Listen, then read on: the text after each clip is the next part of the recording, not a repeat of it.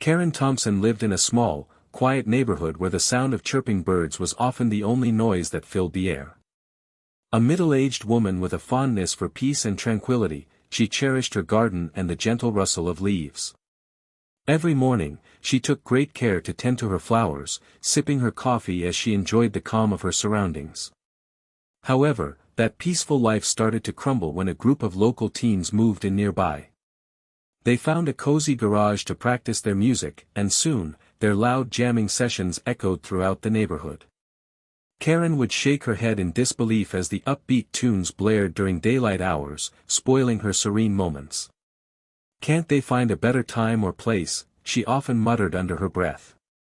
As days turned into weeks, Karen's frustration grew like weeds in her carefully tended garden. She couldn't understand why these young musicians couldn't see how much they disrupted other people's lives. She imagined them playing music at disorienting volumes without a care in the world, while she yearned for an afternoon nap undisturbed by raucous guitar riffs. Determined to take action, Karen decided it was time to speak up. She marched over to the garage one sunny afternoon, ready to confront the teens and express her concerns about their careless noise. Little did she know, this encounter would lead to something completely unexpected that would have her questioning whether silence or music was truly more disturbing.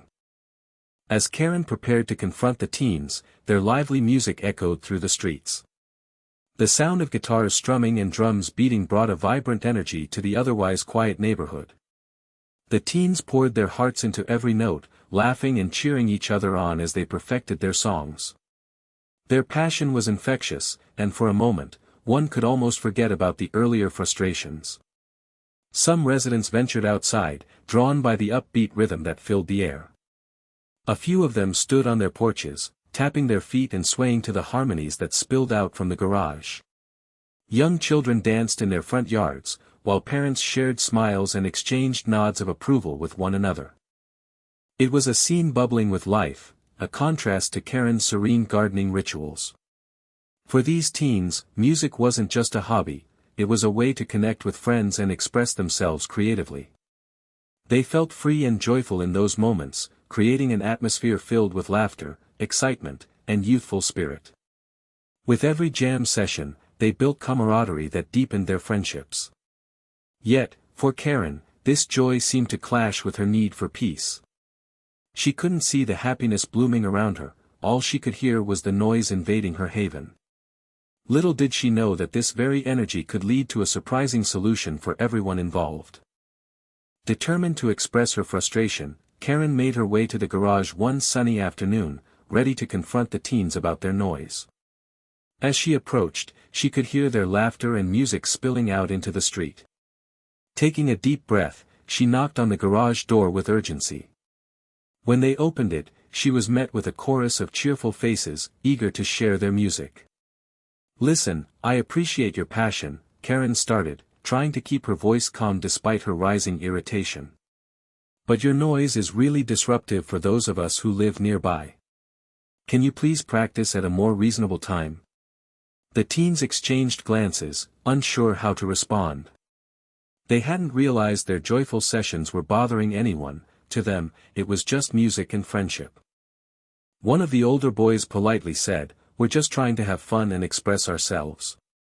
We'll try to keep it down, though." Karen took a step back, feeling a mix of frustration and empathy. She wanted them to understand that their enthusiasm shouldn't overshadow the needs of others in the neighborhood.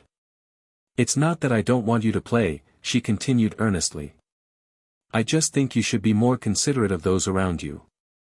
Despite her efforts, Karen sensed that her concerns were falling on deaf ears as the teens returned to their instruments with renewed energy, oblivious to the impact of their joy on her peace. Little did she know that this ongoing struggle would soon take an unexpected turn. After their encounter with Karen, the teens gathered to discuss their next steps. They genuinely enjoyed playing music together but wanted to find a way that wouldn't upset their neighbors. One of the girls, Mia, had an idea. "What if we have silent concerts?" she suggested excitedly. The group looked at her curiously as she explained. "We could wear wireless headphones while playing.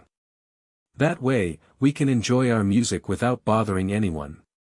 The teens exchanged glances, and soon, smiles spread across their faces as they realized how fun it would be. That weekend, they pooled their money and bought several pairs of wireless headphones. They set up in the front yard, excited to put Mia's idea into action. As they began to play, each teen lost themselves in the rhythm, swaying and dancing in perfect harmony, but to anyone passing by, it appeared as if they were simply rocking out in silence. Neighbors peered out from their homes, puzzled by the sight of teens jumping around with no sound escaping their lips. Some even ventured closer to see what was going on. The vibrant energy remained intact, but now there was a curious quietness enveloping the scene. The teens felt a rush of joy in this new setup. They could still connect through music while respecting the peace of those around them.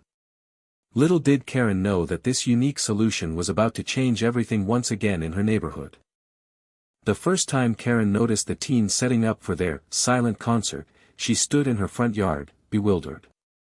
She watched as they donned their wireless headphones and began playing music, their bodies moving with enthusiasm while no sound reached her ears. It was a strange sight, teens dancing and laughing in silence, yet somehow still creating an atmosphere of excitement. Confusion washed over her. What on earth are they doing, she thought, unable to grasp the concept of enjoying music without sharing it with the world. As the days went by and the silent concerts continued, Karen's confusion quickly turned into annoyance. She felt like a puppet on strings, watching these teens have fun in front of her house while she could do nothing but listen to the quietness that replaced the chaos she had come to expect. This is even worse, she grumbled to herself. They think they can just dance around in silence and call it music? It's just ridiculous.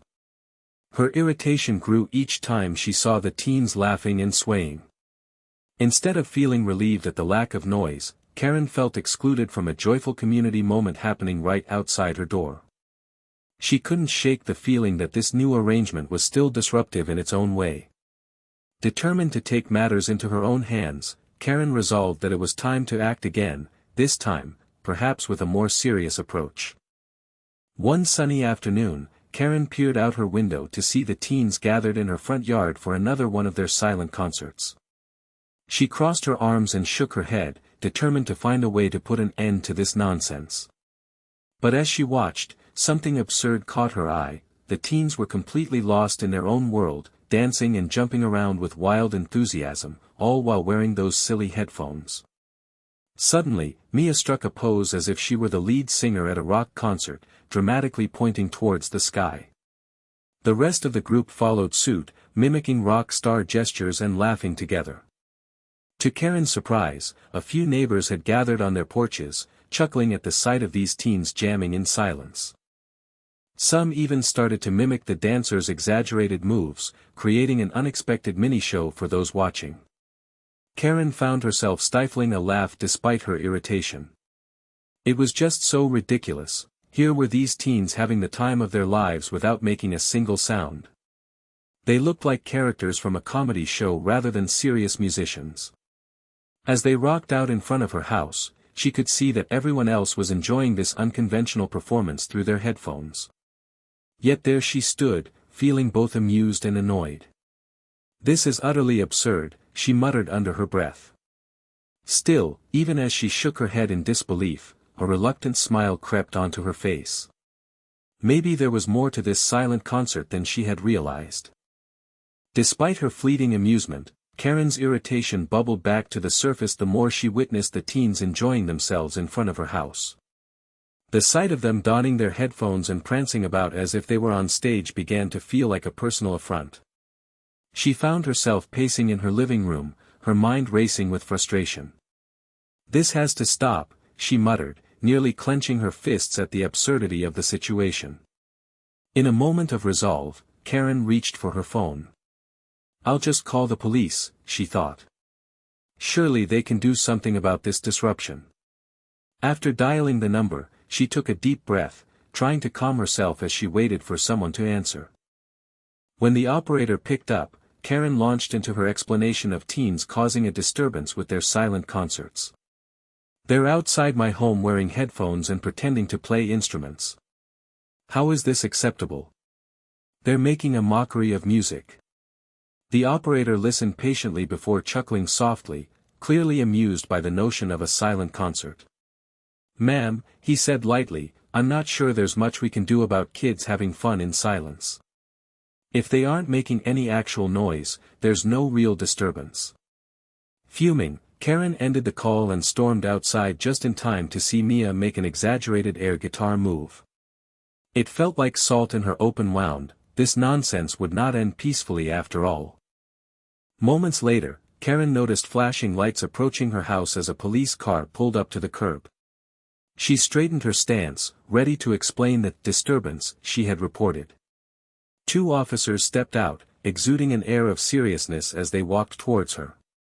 "Ma'am, we received a call about some noise complaints," one officer said, his tone professional but friendly. Karen wasted no time in relaying her frustrations about the teens and their incessant activities. She gestured toward the yard, where the bemused teens continued their silent concert, dancing and gesturing dramatically while completely oblivious to the world around them. As the officers turned to see what was happening, their expressions quickly changed from concern to amusement. The sight of teenagers lost in their own musical universe, each jamming out with no sound escaping, made it hard for even the most serious officers not to laugh. One officer chuckled and whispered to his partner, "Is this some kind of new trend? Silent concerts?" Meanwhile, Karen stood beside them, her face flushed with a mix of anger and embarrassment. How could they be laughing? She felt her irritation grow again. As the officers exchanged amused glances, they couldn't help but share a few light-hearted comments about the absurdity of it all. How could you declare a noise complaint when there was simply no noise? Karen realized that even in her frustration, it was hard not to find some humor in this odd situation herself. As the officers approached the teens, one of them cleared his throat and said, "All right, folks. What's going on in this silent party?" The teens paused mid-dance, removing their headphones with curious expressions on their faces. Mia, ever the enthusiastic leader, stepped forward. "We're hosting a silent concert. Everyone is having fun without bothering anyone." The officers exchanged glances, clearly entertained by the creative idea. One officer chuckled and asked, "So, nobody is actually playing real instruments?" To which another teen piped up, "Nope. Just us rocking out in our minds." Laughter erupted among the group as the police began to loosen up. They saw how much joy this silly yet innovative concept brought to the teens, and to the neighbors gathering to watch, who were now snickering and enjoying themselves. The officers couldn't help but admire the teenagers' creativity and camaraderie. "Honestly," one officer said with a grin, "I think this is brilliant. You're not making any noise that's bothering anyone, and you're all clearly having a blast." Encouraged by their support, the teens began striking funny poses while pretending to play air guitar, inspiring more laughter from everyone around. With a shared understanding that no real disturbance was happening, the officers decided not to intervene further. Instead, they clapped and cheered for the teens before heading back to their car, leaving Karen somewhat baffled but also reluctantly amused by the scene unfolding in her yard. Suddenly, she couldn't help but feel that maybe there was something special about this unconventional experience after all. As the police car drove away, Karen stood in her front yard, feeling a mix of defeat and reluctant amusement. The sight of the teens laughing and dancing in silence was both absurd and oddly charming.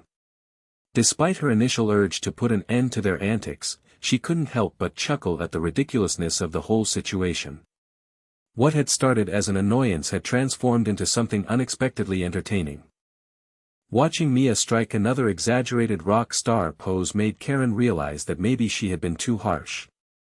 Perhaps there was a bit of joy to be found in their unconventional celebrations. A thought crossed her mind: what if she joined in? The idea felt silly at first, but a spark of curiosity ignited within her. Could I really rock out in silence, she wondered. For a moment, Karen imagined herself donning a pair of those quirky headphones, losing herself in the rhythm of music only she could hear. Maybe it would be fun to set aside her need for quiet and embrace the carefree spirit the teens embodied. With a slight smile creeping onto her face, she took a step closer to the group. As they continued their silent concert with no sign of stopping, Karen felt a warmth spread through her, an understanding that perhaps this strange experience could bring everyone together in a new way. Filled with a renewed perspective, she contemplated whether it was time for her own silent concert adventure, allowing herself to embrace the unexpected joy right in front of her.